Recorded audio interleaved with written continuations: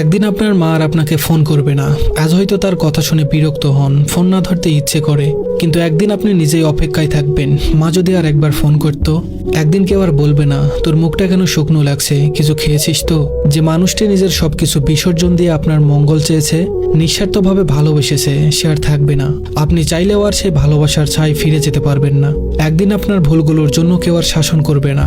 আজ হয়তো রাগ লাগে, বিরক্ত হন, কিন্তু সেই শাসনই একদিন অভাব হয়ে বুকে চেপে বসবে। একদিন যে ঘরে ঢুকলেই মা আপনার পছন্দের খাবার নিয়ে হাসি মুখে অপেক্ষা করতেন, সেই ঘরটি শুষাণ পড়ে থাকবে। সেখানে খাবার থাকবে, রান্নার গন্ধ থাকবে, কিন্তু যে ভালোবাসা সবকিছুকে প্রাণ দিত, সেটি আর থাকবে না।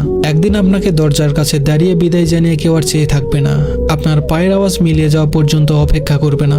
একদিন তার কণ্ঠস্বর চিরতরে থেমে যাবে। একদিন আপনি তাকে ডাকার জন্য চিৎকার করবেন, কিন্তু কোনো জবাব পাবেন না। তার হাতে মাথায় হাত বুলিয়ে দেওয়ার আর কেউ থাকবে না। রাত জেগে আপনার জন্য চিন্তা করার মানুষটি আর থাকবে না, যতই ব্যস্ত থাকুন না কেন। একদিন আপনি সব কাজ ফেলে শুধুই তার স্পর্শের অভাব অনুভব করবেন। তখন কোনো কিছু দিয়েই সেই শূন্যতা পূরণ করা সম্ভব হবে না।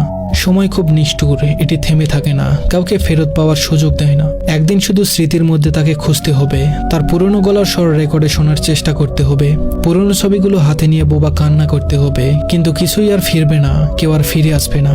আপনি কেবল অনুভব করবেন আপনার ভিতরে এক বিশাল শূন্যতা, যা কখনোই আর পূরণ হবে না। ধন্যবাদ সবাইকে।